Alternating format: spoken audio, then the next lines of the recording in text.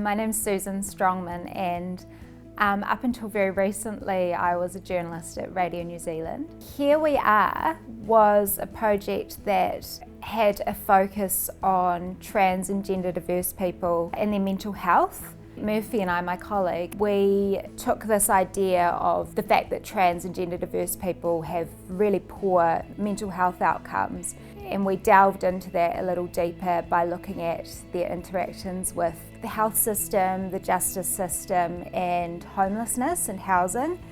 And the project kind of developed from there.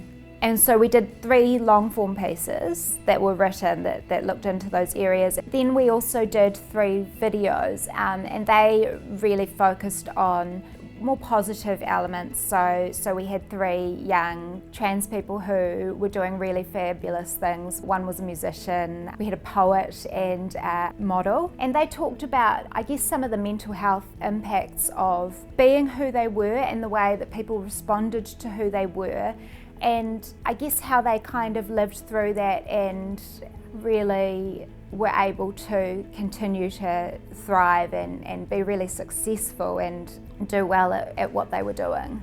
The project wouldn't have got across the line without the grant, because it meant that we had the time to do the work, to put the work in, and it also meant that we were able to get freelancers on board. So we had Rihanna Kopeke Te Aho on board, who did some really wonderful illustrations for us. We had a videographer, and it was fantastic, because without that grant, without that money, those things wouldn't have happened.